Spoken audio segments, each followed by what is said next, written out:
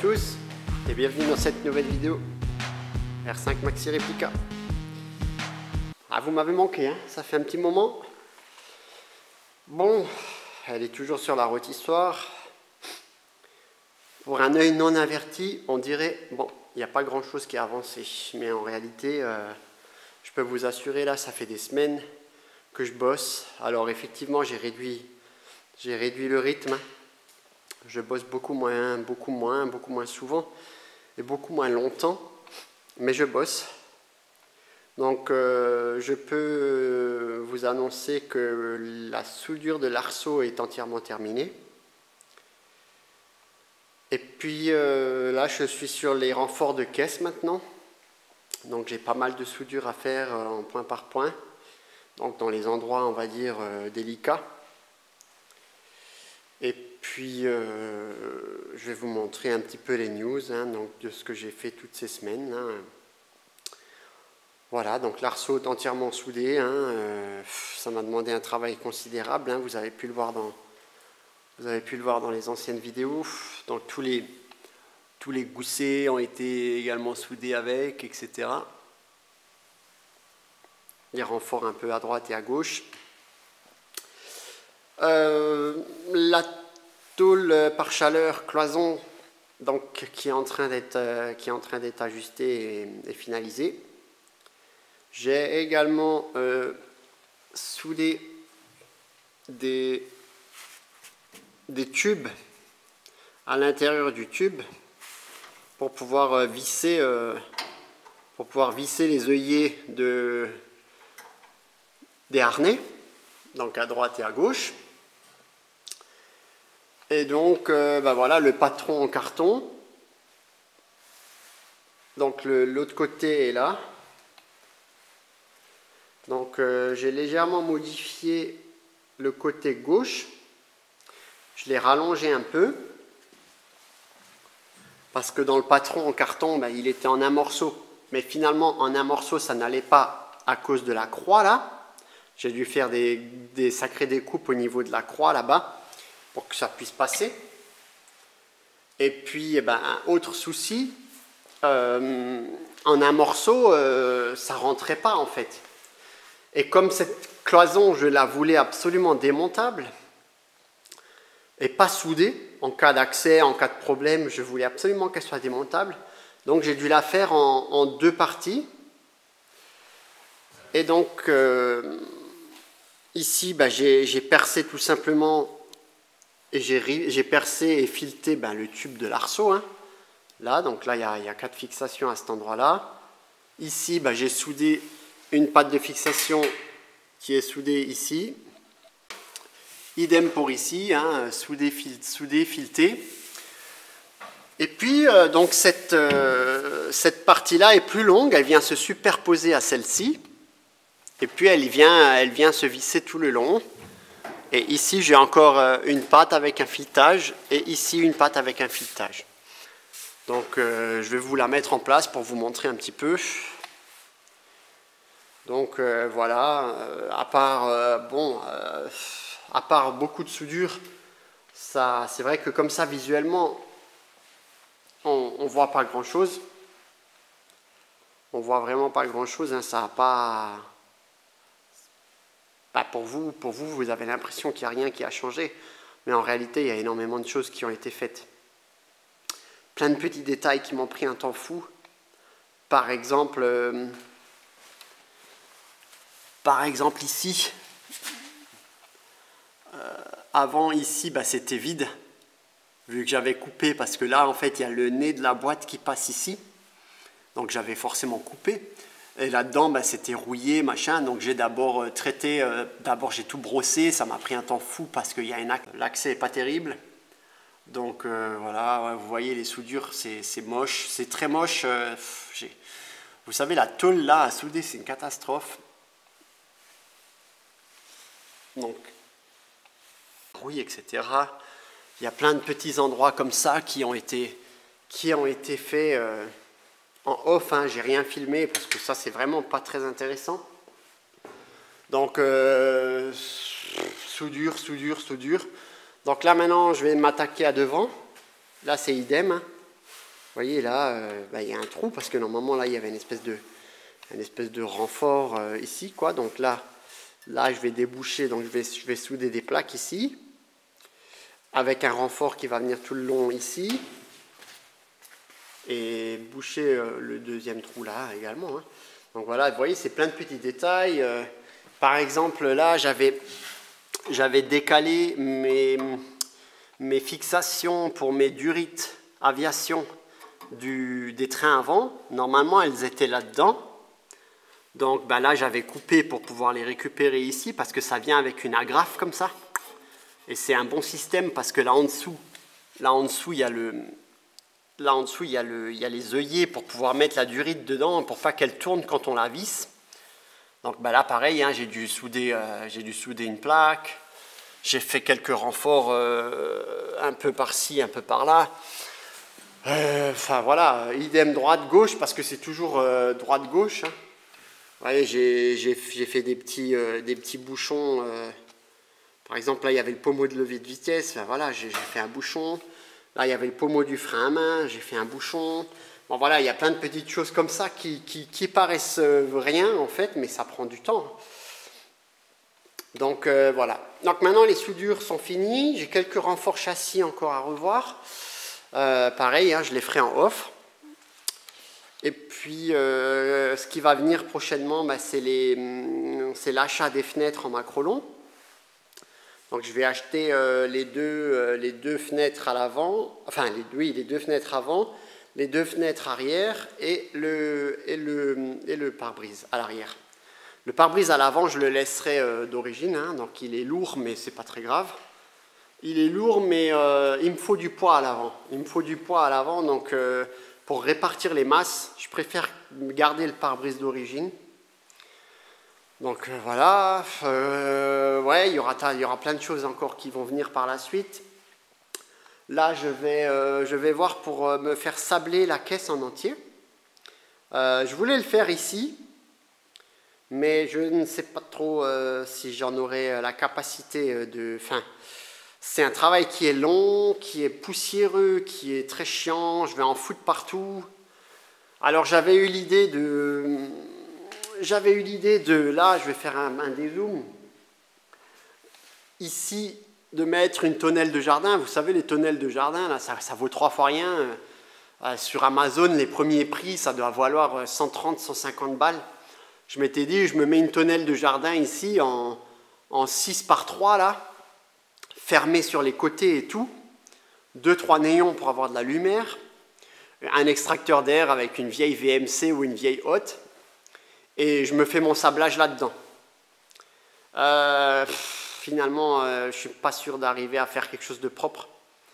Donc ça, je vais certainement le faire sous-traiter par un vrai professionnel. Je vais certainement quand même acheter cette fameuse tonnelle pour pouvoir faire tout ce qui est peinture, etc. Alors que je dis peinture, c'est mise en après, hein. La peinture, je pense que je la ferai faire dans une cabine quand même. Enfin, on verra au niveau du budget, mais voilà. Mais pour la mise en après, tout sera fait ici. Les antigravions, toutes ces choses-là, tout sera fait ici. J'hésite entre un antigravion et une peinture Raptor pour le châssis. On verra. Le Raptor, ça a l'air pas trop mal et ça a l'air très solide. Je sais pas, il y a des inconvénients et des avantages. L'antigravion, ben, c'est bien aussi, ça reste, on va dire, toujours un petit peu mou. Donc plutôt que les cailloux et enfin, ça vient taper dessus, ça, je sais pas, on va voir. Je sais pas trop, là j'hésite encore. Et puis, enfin voilà, que j'ai pas fait grand chose de plus, beaucoup de soudure. Donc voilà, je vous ai mis ça à blanc, hein. J'ai pas serré les vis, hein, mais donc on voit bien là, les vis ne sont pas serrées, hein. Donc en fait, la partie là, elle est démontable. Et si vous voulez, elle vient se superposer ici. Bon, là, c'est pas fixé, hein, donc c'est normal, hein, là, il y a tout qui bouge, hein. Et ça vient se fixer ici. Donc si vous voulez, derrière, ben, il y aura ça, quoi. Et vous voyez, j'ai soudé des boulons. Et là, il y a un fer plat qui vient plaquer. Et puis là, en haut, il y a aussi un autre... Donc vu de derrière, ça donne ça, hein, donc ben, ça sera cloisonné. Cette tôle-là viendra recevoir un isolant type laine de roche, inifugé, un truc dans le style. Ben, déjà pour éviter ce bruit de camionnette là, parce que vous allez voir, c'est dégueulasse. Bon là, il faut imaginer vissé, hein. Là, il n'est pas vissé, donc forcément, il fait encore plus de bruit. Vous voyez, ça fait vraiment un bruit de camionnette. Donc, il va y avoir des panneaux de laine de roche inifugés avec certainement des parois, soit en, vous savez, l'anodisation or, là, comme on a sur les conduites. Je vais vous montrer à quoi ça ressemble. Vous voyez, c'est une espèce d'isolant comme ça, avec une espèce de feuille d'or là, où je ne sais pas trop si c'est de l'or, mais voilà. Bah, au prix où ça coûte, ça ne m'étonnerait même pas. Bon, je pense pas, mais voilà. Donc c'est un peu comme les couvertures de survie, vous voyez. Et puis, bah, pour isoler de la chaleur hein, aussi. Et puis forcément, il y aura également, je pense que je vais en faire un bah, dessus, hein, comme les vrais, hein. Sauf que bien évidemment, je ne pourrais pas mettre la roue de secours comme les vrais maxi. Les vrais maxi, elles ont une espèce de plage et dessus, elles ont la roue de secours avec deux sangles comme ça, c'est magnifique. Mais les vrais maxi, elles n'ont pas cette croix là à l'arrière. Ou alors elles en ont qu'une, je ne sais même plus maintenant. Mais bref, en tout cas, les vrais maxi, ça passe avec la roue de secours. Là, moi, j'aurais pas ça, hein, bien évidemment. Hein, j'ai pas besoin de roue de secours, je ne vais pas faire de rallye avec, je ne vais pas faire de crevaison. Hein. Si je crève, bah, je suis sur circuit et hop, on rentre avec le pneu à plat, on change et basta. Bref, j'ai pas une spéciale à terminer, vous voyez ce que je veux dire. Donc, et puis ça, ah oui, qu'est-ce que je voulais vous dire d'autre, je ne sais plus trop. Bon, voilà, j'ai divers renforts à droite et à gauche, là on peut voir en bas. Bah, là, c'est le passage pour les câbles du shifter, pour les passages de vitesse et puis pour les liquides, pour les tuyaux de liquide de frein et liquide d'embrayage, hein, donc pour les câbles, enfin les tuyaux quoi. Voilà, bah là vous voyez j'ai rajouté par exemple des renforts supplémentaires ici, j'ai rajouté idem là-bas des renforts supplémentaires, enfin voilà, j'ai là au niveau attendez je vais vous montrer au plus près, donc là j'ai soudé des tubes, là-dedans j'ai soudé des tubes. Et puis avec un écrou et voilà quoi. Hein. Donc ça sera pour accrocher l'arceau là-dessus. Pardon, pour accrocher le harnais. Donc le harnais, vous voyez là j'ai un siège qui est là. Donc c'est un harnais 6 points. Donc 2 fixations en bas, une fixation à droite, une fixation à gauche. Et les 2 fixations au niveau des épaules, et donc le harnais va venir avec ça, va venir s'enclipper là-dedans. Vous voyez? Et donc c'est beaucoup plus propre, c'est très rapide. Il suffira d'enlever la goupille. Donc là normalement il y a une goupille. Ici là il y a une goupille, ça évite que ça puisse se décrocher en roulant avec les vibrations ou quoi. Mais bon, c'est quasiment impossible. Et sinon, bah, on enlève la goupille et on enlève le harnais. Vous voyez, c'est génial comme système. Idem pour ici. Hein. Idem pour ici. Donc ça s'est pris dans la visserie d'origine des ceintures d'origine. Là-bas, c'est pareil. C'est pris dans la visserie de la ceinture d'origine. Et normalement, j'étais censé en faire 2 ici. 1, 2. Et en fait, il s'avère que mon siège est tellement épais, large et tout, bah ça passe pas en fait ici. Donc ce que je vais faire ici, vous voyez, j'ai du vide. Ici, j'ai du vide et c'est très costaud. Donc je vais passer mes sangles de harnais autour de la tige là. Bah, je vous montrerai de toute façon quand on installera les baquets, hein, on le fera ensemble, hein, je ferai ça en vidéo bien évidemment. Hein. Mais pour vous montrer un petit peu grossièrement, là j'ai les ceintures, enfin les harnais. Donc de ce côté-là, on a le harnais qui se clipse et là dans le œillet. Mais de ce côté-là, vous voyez, on peut enlever la fameuse accroche que je viens de vous montrer. Et donc, je vais simplement passer la sangle autour du... Ben, je vais vous montrer. Vous savez quoi? Je vais vous montrer. Je vais simplement passer les sangles là en dessous. Comme ça. Et comme ça.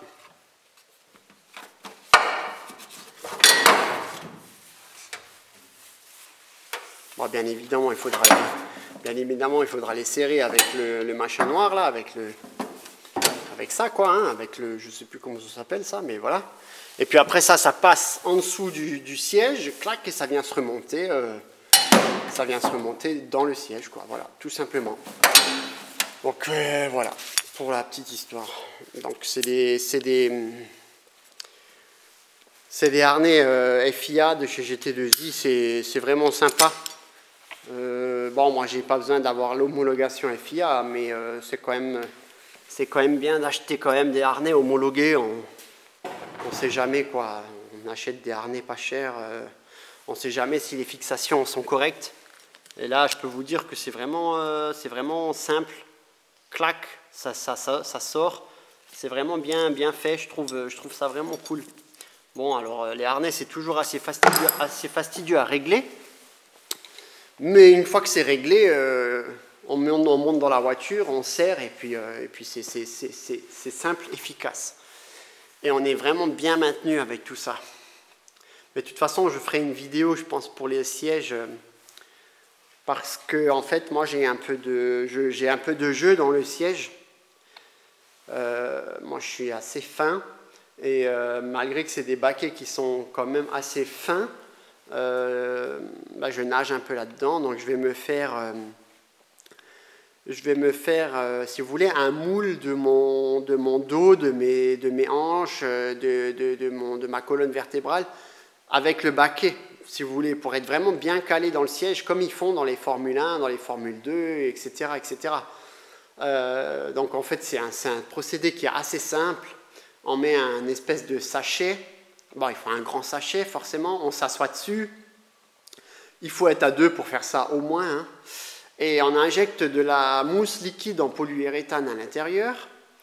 Et on attend, on garde la position. On est le plus à l'aise avec le véhicule.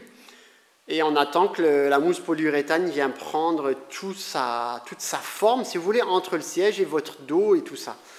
Bon, ça chauffe, hein, donc forcément ça va chauffer, hein, donc ça va chauffer. Et il faudra que je mette des habits, ma combi et tout ça, pour avoir vraiment les conditions, si vous voulez, je mettrai ma combi, mon Hans, mon casque et tout, pour avoir les meilleures conditions. Il faudra que je serre mon harnais et tout, enfin voilà, pour que j'ai les meilleures conditions de roulage, pour pouvoir faire ça. Mais je ferai une vidéo spéciale pour ça, parce que je pense que c'est intéressant à faire.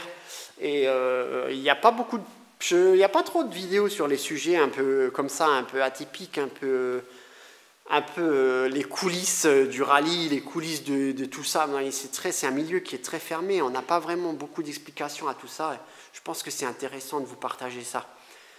Donc évidemment, maintenant que j'ai finalisé tout ça, il va me rester la grosse partie, donc essayer d'enlever tout l'ancien blacksonnage là, dégueulasse là, qu'ils ont mis partout. Je vais certainement avoir des surprises. Je vais certainement avoir quelques surprises au niveau des points de rouille, parce que vous voyez par exemple ici ça. Je ne sais pas si vous l'entendez, mais ça croustille, hein, comme on dit dans le jargon. Et puis vous voyez là en dessous du blackson, c'est oxydé. Hein. Donc forcément, quand je vais enlever toute cette merde là, il y aura de la rouille à traiter, etc. D'ailleurs, l'autre côté, c'est pourri. Je vais devoir aussi m'en occuper. Vous voyez ici. Donc comme ça ne paraît pas grand-chose, mais en réalité, pour faire tout ça, c'est du boulot. Hein. C'est du boulot, c'est 1 heure, 2 heures, par-ci, par-là, et ça prend un temps fou, Et puis pour enlever le blackson de toute la caisse, là, je ne vous raconte pas l'horreur. Surtout qu'en dessous de la caisse, bah, c'est la même chose. Hein. En dessous de la caisse, elle en est pleine. Et une sacrée couche. Hein. Là, au niveau des bas de caisse également. Enfin, je vais voir si au niveau du sablage, on arrive à faire partir tout ça. Mais là, il va falloir sabler costaud hein, pour enlever ça. Hein. Donc, je ne sais pas trop. Est-ce qu'on va peut-être devoir chauffer, faire cramer tout ça pour pouvoir l'enlever à la brosse métallique, la perceuse, la meuleuse, le tournevis, tout ce que vous voulez. Parce que pour enlever ça, c'est une galère. Hein. Vous voyez, par exemple, ici, les gros cordons de colle, là, ici, là. Ça, c'est des cordons de colle. Je ne sais pas si vous vous rendez compte de l'épaisseur. Regardez, ça, c'est mon doigt. Je sais, on a un peu de mal à visionner en vidéo, mais il y a un cordon de colle là. J'en ai un petit peu enlevé. Par exemple, ici, là, dans le trou, là. Là où j'ai mon doigt, là. Vous voyez, c'est jaune. Ici. Mais c'est, si vous voulez, c'est une espèce de colle un peu brun, bizarre, là. Et c'est hyper lourd. Je ne sais pas pourquoi ils avaient fait ça à l'époque. Vous voyez, par exemple, ici. C'est hyper lourd, c'est hyper solide. Bon, alors j'imagine que ça a quand même une certaine importance. Je pense qu'à l'époque, au lieu de se faire chier à pointer toute la bagnole, c'était peut-être plus économique de mettre des pâtés de colle comme ça, dégueulasses. Vous voyez là, les gros pâtés de colle partout là. Enfin, alors je ne vais pas les enlever partout, hein, je vous rassure. Hein, il faut quand même que je garde une certaine rigidité. Au niveau de la caisse, hein, il faut, bon, je ne vais pas m'amuser et je vais pas m'amuser à pointer toute la voiture. Hein, ça c'est un boulot trop conséquent. Hein, et puis honnêtement, ça ne sert pas à grand chose. Moi, je vous dis, je ne vais pas faire de rallye avec. Donc je ne vais pas taper des ornières, des bosses. Elle ne va pas faire de saut, je ne sais quoi, de jump, etc. Donc voilà. Donc ça, je pense que ça sera bien. On va déjà enlever tout ça. On va gagner un certain poids. Et puis derrière, je vais reblacksonner ou peut-être peinture Raptor, comme je vous l'ai dit tout à l'heure. Là, j'hésite encore. Si vous avez eu une expérience, un retour d'expérience à me dire à ce propos, je suis assez preneur. Je sais qu'il y en a qui font beaucoup de Raptor et ils adorent ça. Et il y en a d'autres qui disent le Raptor, c'est pas terrible. Bon, je sais pas trop. Moi, j'ai acheté du Blackson. Hein. Malheureusement, j'ai acheté du Blackson. Donc à l'époque, j'étais vraiment dans l'optique de refaire tout un beau blacksonnage à neuf, mais peut-être que le Raptor, c'est quand même peut-être bien, parce que je sais pas trop, on verra. On verra, donc bon voilà, une fois que j'ai fini tout ça, je vais devoir m'attaquer à la confection de toutes les pièces là, au niveau des pivots, au niveau des renforts là de direction. Là, je vais devoir fabriquer des pièces sur mesure. Bah, là aussi, je vous avais montré dans une précédente vidéo. J'avais acheté un brut d'aluminium comme ça pour pouvoir faire les pièces. Et puis voilà, et puis j'ai tout un tas de choses à faire au niveau de la méca. Hein. J'ai les roulements à changer, j'ai pas mal de choses, j'ai toutes les pièces à nettoyer. Bon, tout ce qui est bras de suspension, tout ça, ben, je vais mettre ça à neuf.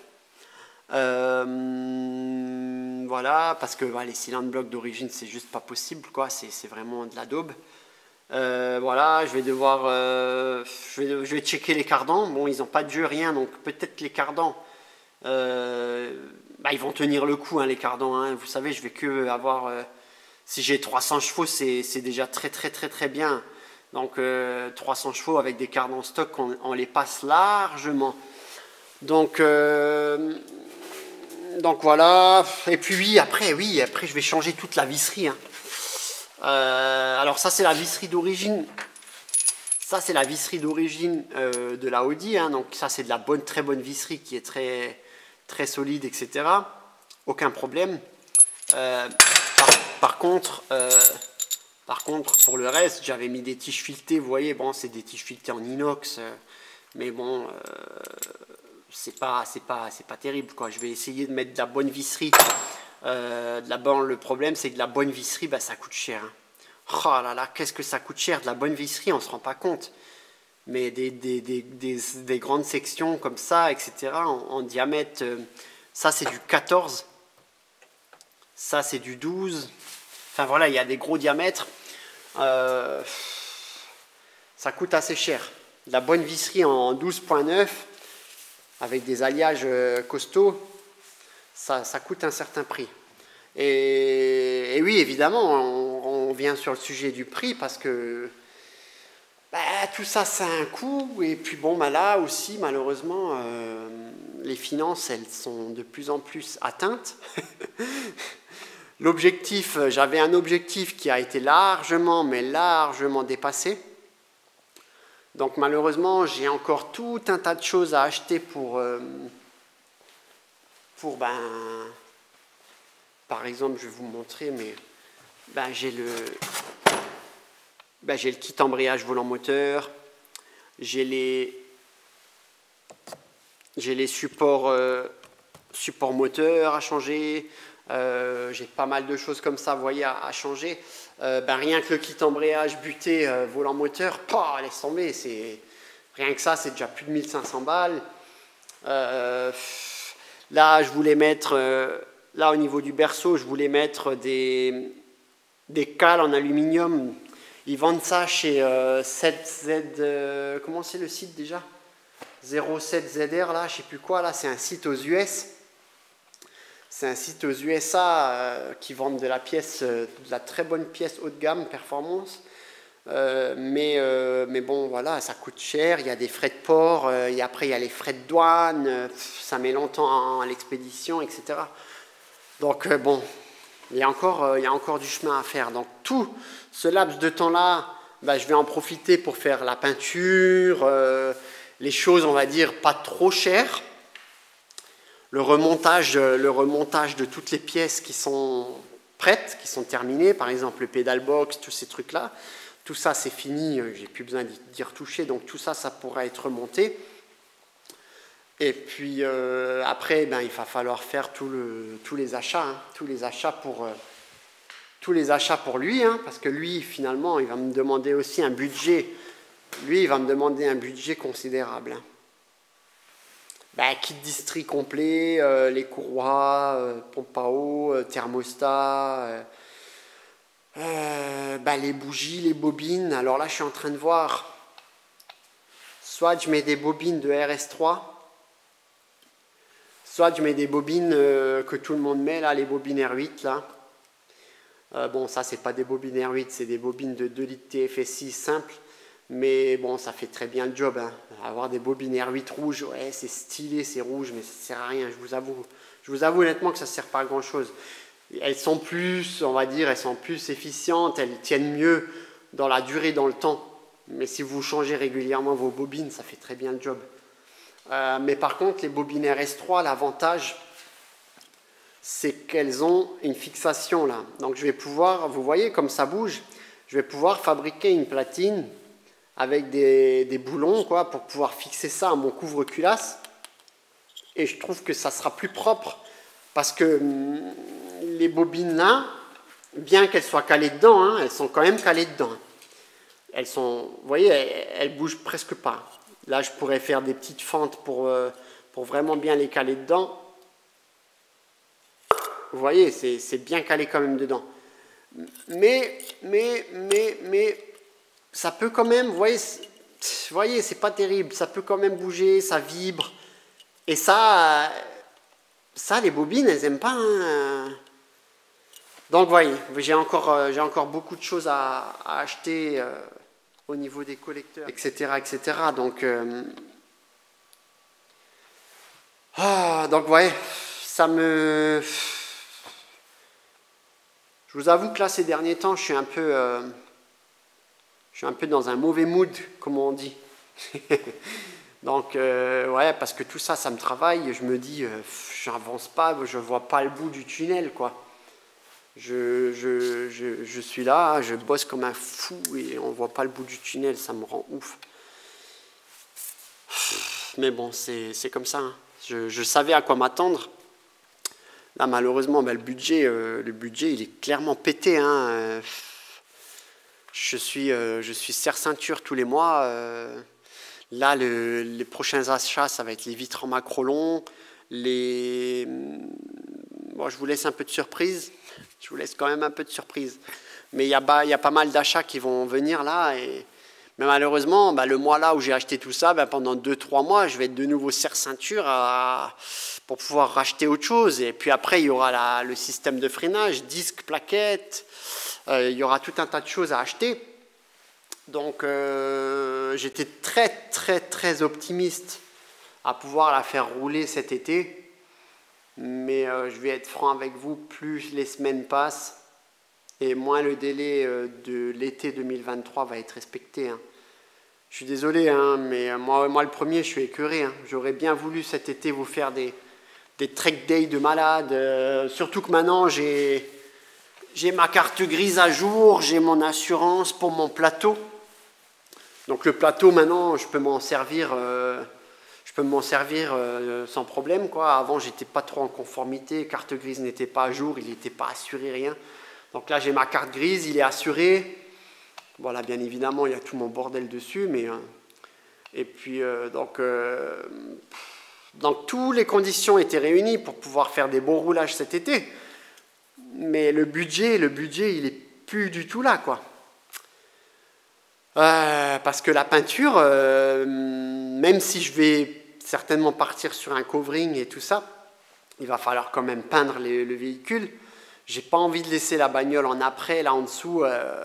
Je vais certainement la peindre en blanc ou peut-être en bleu. J'aimerais peut-être quand même la peindre en bleu, vu qu'il y a beaucoup d'éléments qui sont bleus. Et puis après, faire toutes les parties en rouge, en cover, quoi. Vous voyez, bon, on verra. Mais voilà, tout ça, c'est un budget considérable. Hein, considérable. Et puis au fur et à mesure des mois qui s'achèvent, le budget, il s'épuise. Hein, et puis, vous savez comment que c'est. Hein, je ne vais pas vous apprendre la conjoncture actuelle dans laquelle on vit. Hein. Tout est de plus en plus cher. L'électricité, je ne vous en parle même pas. Hein. Avec les soudures de l'arceau là que j'ai fait. Oh là là là là. Les bobines de fil, parce que les bobines de fil en chrome 01, là, elles coûtent 100 balles la bobine de 3 kg. Hein. J'en ai passé déjà 2. J'ai déjà passé 2 bobines, donc 6 kg. Je ne sais pas si vous vous rendez compte, mais c'est un truc de fou. Bon, alors il y a beaucoup de pertes. Hein. Vous voyez, par exemple là, j'ai une perte. Vous voyez, à chaque fois que je soude, il faut couper le petit morceau, on reste collé, machin, bon bref. Donc, j'ai pas vraiment 6 kg de soudure, si vous voulez, parce qu'il y a beaucoup de trucs, il y a des soudures que j'ai meulées, machin, bon voilà. Mais bon, il y a quand même beaucoup, hein. Il y a au moins je dirais, un bon 4,5 kg de soudure là-dessus. Hein. Parce qu'on ne se rend pas vraiment compte, mais l'arceau, c'est une usine à gaz. Hein. C'est une usine à gaz. Donc voilà, tout ça pour vous dire que j'ai plus trop le moral là ces derniers temps. Je viens un peu moins souvent, comme je vous ai dit en début des vidéos. Je bosse moins longtemps, je bosse moins souvent aussi. J'ai d'autres projets perso. On va rénover un petit peu la maison, enfin voilà. Donc forcément, le budget, il passe ailleurs. Et puis, voilà, je voulais quand même faire cette petite vidéo, même si j'ai pas grand-chose à vous montrer. Vous voyez, je tourne en rond, là, je tourne en rond autour de la voiture, alors que j'ai pas grand-chose à vous montrer. Mais voilà, je voulais quand même vous donner des nouvelles par rapport à tout ça. J'ai besoin de votre soutien, ça me fait vraiment chaud au cœur. Quand j'ai un coup de mou, là, je vous lis vos commentaires et tout, je regarde 2-3 vidéos, je me remémore quelques petits passages où cette bête-là était en vie. Là, il est là, il me fait mal au cœur, et il est là, je ne peux plus le mettre en route, plus rien.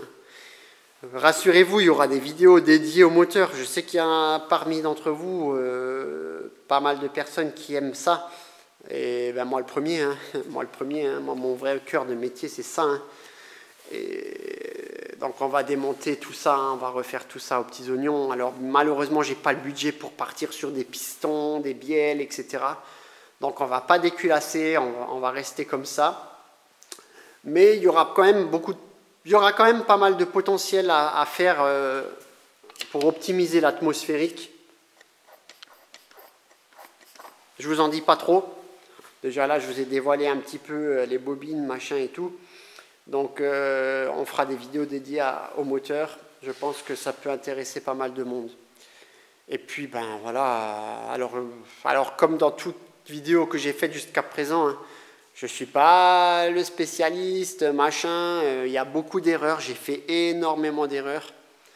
Mais j'ai pas pu tout reprendre, hein. Vous vous rendez compte, le tube, le 25 CD4S, il coûte une fortune. Donc il y a pas mal de choses où bah, je me suis un peu loupé, c'est pas très beau. Il y a certaines soudures qui sont affreuses, mais c'est pas parce qu'elles sont affreuses qu'elles sont pas efficaces. Donc alors oui, la pénétration est peut-être moins bonne, etc. Vous voyez par exemple ici, je vais vous donner un exemple tout bête, mais ici il y a une super belle pénétration, là c'est un peu dégueulasse.